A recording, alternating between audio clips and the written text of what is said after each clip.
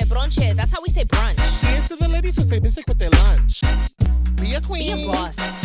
Ladies who brunch are popping off. Hey, we pop and pop it off. We pop. All right. The episode's about to start. What's up, everybody, and welcome to another episode of Ladies Who Brunch. I am Julissa. What's good, everybody? This is Skittles. And this week, I am so excited to share this beautiful, beautiful artist. She's not only a playwright, but she is a visionary for her community. She works really hard to make sure that the connections that we make are strong, stable, and safe. She continuously builds safe spaces for people, and I admire her so much. And she keeps me on my toes, and she keeps me motivated every time I try to hide from the fact that I'm a playwright or a theater artist. And she always yanks me back in a little bit with love, like, oh, you don't have to, but you don't have to, but. And I always appreciate that she has so much dedication, not just to me, but to so many other Latinx artists in the theater world. Guadalis, who the fuck are you? Hey. Thank you for that, Julissa. I'm over here like, espérate. We gotta do more of that, affirming our people. You gotta say stuff like that. Come on. Always, not just in special occasions. Like you gotta, You're right. Feed, like that's the thing about feeding into each other, right? How we feed into each other. But yeah, no, ¿qué le voy a agregar yo a eso? No? I have nothing else to say. Yeah, no, I'm a playwright. I'm an activist, an advocate, not an activist. And I'm a performer. And I like to fuck around when I'm not being serious about stuff. Yes. Can't wait. Because I'm the first thing that jumped out was the advocate, not an activist. Can you just expand on that a little bit more? Yeah. So I'm not like boots on the ground and like really dedicating myself in the ways that activists do. So it's just weird. Like people have been starting to like tag on activists to my name, and I'm like, no. I know activists that have literally made, this work their lives. And it just, for me, this isn't anything that I'm putting on anyone, but just for me personally, like it would feel facetious for me to say, yeah, I'm an activist when I know people that have transformed their lives in the ways to be, actual activists. Like, activism is serious work and it impacts people. So to take on that name for me wouldn't feel accurate because I'm not like living that life. You know what I mean? Yes. Yeah. Yes. And I love that you say that because a lot of times, like people do that with me sometimes too, where they're like, oh, she's an activist. And I always use the word advocate because I'm like, no, I'm just using my voice to help. But there's a lot more than just a voice, right? That needs help. Like activists speaking out. Like actually, it's almost like activists seldom are speaking out. They're in the weeds, they're in the ground, and they're doing the work. So they're the ones you see. You know what I mean? And then the advocates, I feel sometimes, are the people who are like, amplifying, but aren't necessarily on the ground. So I think it's an important distinction because as we move forward in this country right now, I feel like the difference is important because there's a certain level of support that needs to be given to the activist, right? And I think people need to understand what it means to advocate for people, and that the idea of advocacy isn't now tied to like an identity trait, like, oh, I happen to be an advocate. It's like, no, everybody advocates. It's about understanding how we're going to use our power collectively to do so for things that help us all rather than just self-advocacy. So, I don't know. I just think it's great that you made that distinction. Yeah. When you say it, I was like, yes, somebody else. Yes. Too, right?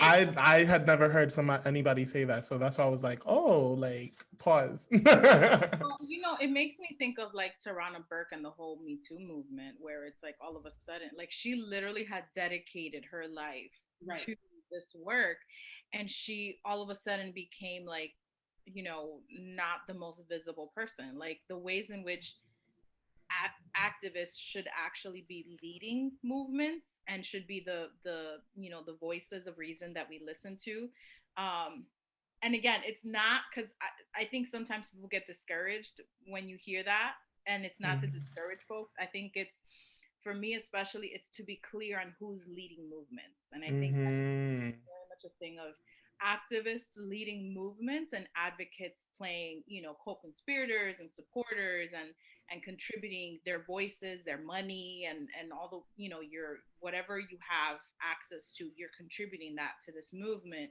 But at the end of the day, it's the activists that are leading, the people that are, you know, actually forming organizations and like every day on the ground doing the work. You know what I'm saying? Like, and I feel like, especially with the Me Too movement, like it was necessary and it was powerful, and a lot of things, great things came out of that. But I also feel like, hadn't it been for Black women saying, "Wait a minute, hold up, y'all are not Barry, Tarana Burke, who came up with the moniker," you know what I'm saying, and who has been doing this work for a lot longer than a lot of folks have been, you know, working in the industry or whatever. So, you know, there's to me, it's about visibility and who's leading and who. Absolutely. And also with like everything going on now with Ice Cube, it's like, sir.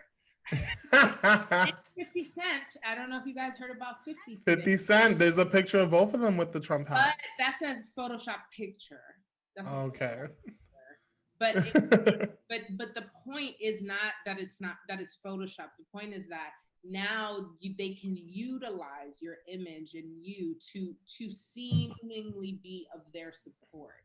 Right. And that's just dumb because y'all niggas ain't getting paid for that. So, yeah. Like, to me, at the end of the day, damn it, y'all don't even get paid for that. Y'all look stupid. Like, and not that anyone should do it for money, but God, at least, you know, 50 is really out here, you know, trying to get, you know, getting rich and not die trying. Like, he might die trying. Like, he might die trying.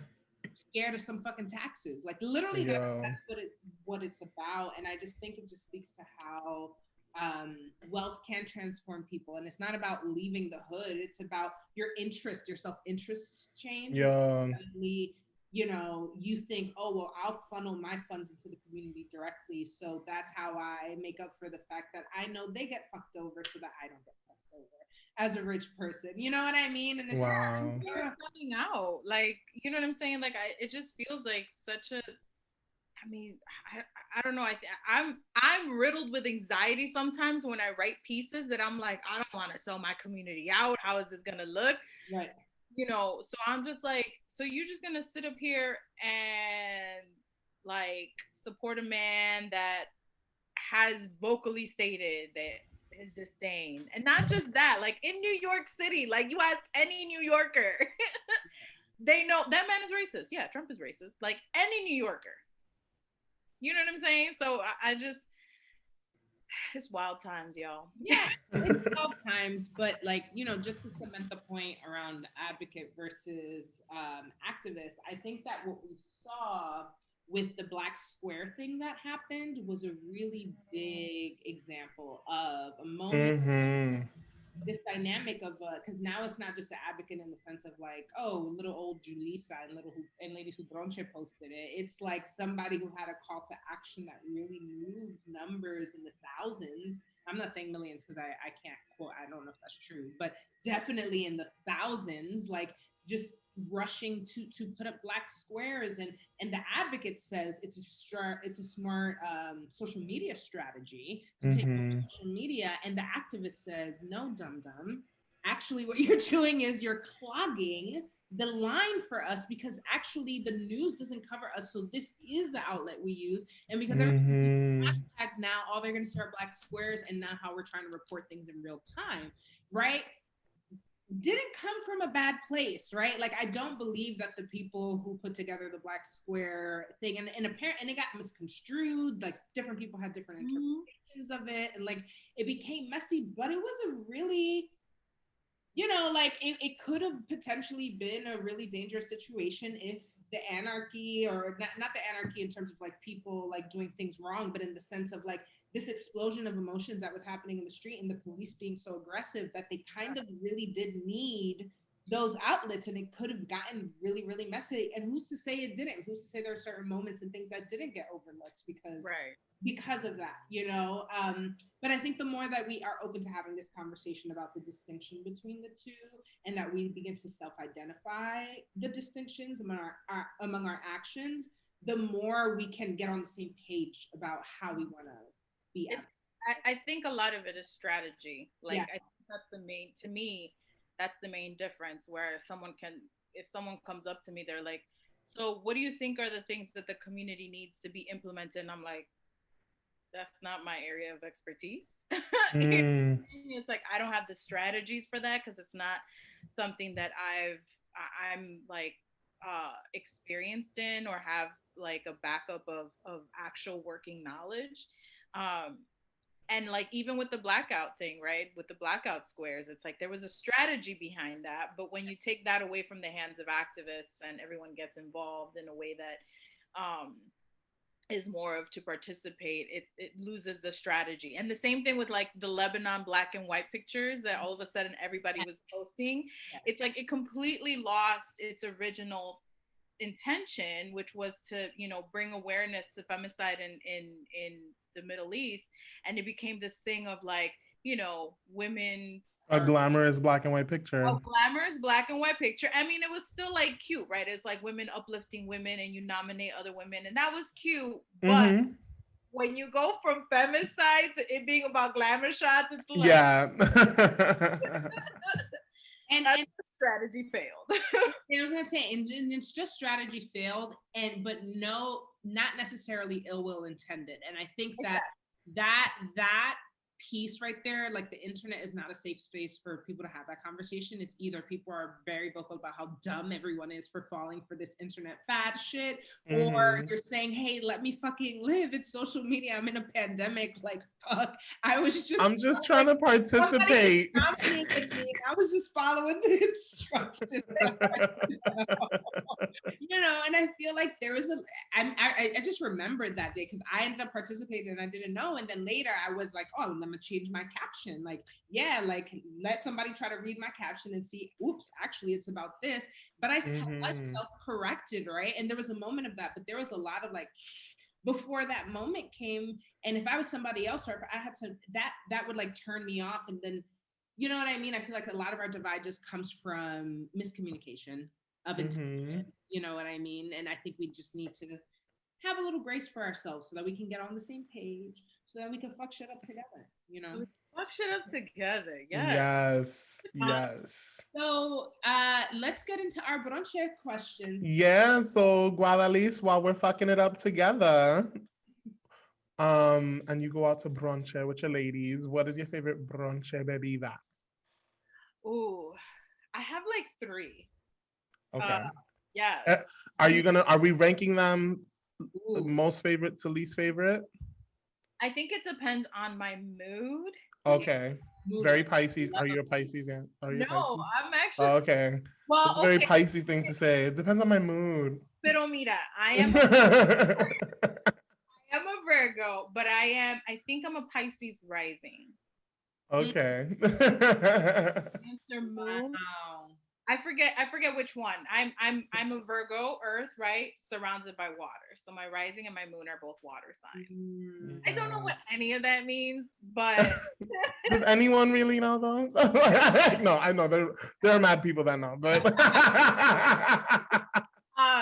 but a lot of things are actually dictated by my mood. So if that's a Pisces thing, that would ring really true to whatever my either rising or I don't know. I need to check my co-star. Right? That's the only reason I ever know. I'm like, yo, co-star is it. Yes. Co-star's also very savage every day, making me feel like, yo, sometimes they be coming at my neck for no reason. Shit, fuck it. No fucking reason. Like there are days when co-stars like, so maybe show people who you really are today.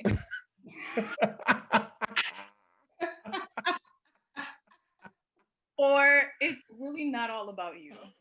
Yes. Yes. Yep. Yeah.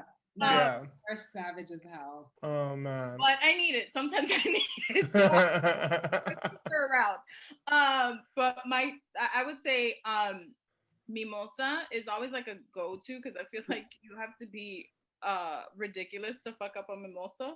Yeah. I love Bellinis and I love Aperol Spritz. Ooh. What's in the last one? I don't know what's in the last one. I love a Bellini. I love a mimosa. You saw my excitement. Like I was like, yes, yes. What? If you haven't had an Aperol spritz, please have an Aperol spritz. It's basically like it's like soda water and then Aperol. Aperol is like a drink. It's very like orangey, citrusy. I like the sweet. Okay. But it'll get you fucked up if you have enough of it. Okay. But those are and Aperol spritz, you can kind of have them whenever. They go great with seafood. Ooh. Yes, but I can have me a good Aperol spritz anytime. Yes. And you was like, let me get an Aperol spritz. Well, when you're out to brunch and you're having your Aperol spritz, what's your go-to brunch plate? I do love my mango, so it depends on the spot that we're at. There is a really dope spot by me on Dykeman. It's called Pop and Pour, and they have an elevated version of the Tres Golpe. Oh. Dominican owned, so they can fuck around with shit like that. I'm cool with it. If it wasn't like, what the fuck is this? But it's like they make the mango like real cute, and they put on top like the egg nicely decorated, and it's like, you know, it's like a circle. It's a small circle that they've like built up and packed, and then they put the onions on top, and on the side real nicely decorated queso, you know, frito. Yeah. And then the salami on the, like, it's real nice. Like, it's a pretty dish. Yes. It's really pretty. And they call it, I think it's like the Tres Golpe Benedict or something like that, because the egg is actually more Benedict than it is like. And it is right. Oh. It's really good. Either that, or I was raised in Chicago, born and raised in Chicago, so I grew up around a lot of Mexican food. Some chilaquiles do me right all the time. Yes. I love some chilaquiles. So, since you're from Chicago, and I was like waiting for a moment to be like, but hold up. But you ain't from New York. You ain't from New York. You're from another city, which I remember. I thought for a really long time you were from the Heights for some. Like, nobody told me you were from the Heights. I definitely was just like, oh, Dominican, and I put you in the everybody, Julissa, everybody. They're like, I'm from New York? No, I'm from Chicago. Okay, I can still fuck with that. I guess something about the Chicago swag is reminiscent of the New York swag, because the swag you carry doesn't feel different. Like, I feel like sometimes I could tell. But anyway, you're from Chicago, so I would love to know, what was it like to go out to eat when you were growing up as a kid? So I will say, like, my parents weren't really big on going out. My dad is like your typical Dominican, hay comida en la casa. Waste money on food, you know. And my mom, like, she's very picky about where she eats. Like, she's very much like, yo no sé quién cocinó esto, yo no sé cómo ellos son en la cocina. Like, my mom is very she's not a germaphobe, but she's very well aware of germs and viruses and things. So she's always been very picky, and she, you know, she looks at the cutlery, and if she sees, like, you know, fingerprints on the cup, that cup is going back. She needs to, you know what I'm saying? Which is like, we should, right? That's food that you're about to eat. You should have some level of like pickiness, right? So I didn't grow up going out to eat with my parents. I went out to eat a lot with like my aunts, my uncles. When I was younger in grade school, I would do oratory competitions where I would like memorize a poem or a speech, and then I would like perform it. And I always won like my district. And the school would get a VCR, and I would get McDonald's dollars, like the McDonald's bags. Oh my God. Yeah. After I would win those little booklets, I would go to my family. I'd be like, okay. Yo. Oh my God, I love that. Yo, I remember those booklets too. Like, those came in clutch. Oh my God, the booklet. Yeah. But like, I felt like I was rich. You were balling. Listen, I was like 10, 11. I would be like, it's on me. That's so fucking beautiful. I'm like, truly. That is so beautiful. And it reminds me of also Wendy's used to sell the Frosty the little booklet for 79 cents, and then they used to have one too. It was really good. Oh. So what is your favorite bochincha topic to discuss over a meal? Honestly, I just love to bochinche. That I don't think I have like a particular. I don't like bochinche in the sense of like gossiping and like destroying someone's life or it being like all over, blogs and shit like that. Like that's not what I'm into. I'm into like, people I could trust that I could, because I don't spill secrets. Like that's never really been my MO. But if I'm with like people that I trust, that I know are like hardcore vault, like I am, like you're a vault, like that's just not gonna open easy. I could talk about anything. Like, I love the saucy shit. Like she did what to who and he said what about what. Like, you know what I'm saying? I do love me some celebrity gossip. Like that, I don't mind talking about that because that's, it's out there anyway. But I do gossip. What's your favorite celebrity gossip thing right now? Like what's your story that you're like keeping up? Honestly, like the whole like J-Lo thing, I've been like, what the fuck? We're about to talk about that later. Yeah, so we go. That's the thing that I'm diving into, right? Like the identity in this conversation right now. But that's, I mean, like there's also a lot of, I follow the Shade Room. It's so dumb, but I follow the Shade Room. And I feel like that's where I get all my celebrity gossip from. Like even shit. I don't watch Real Housewives of anything.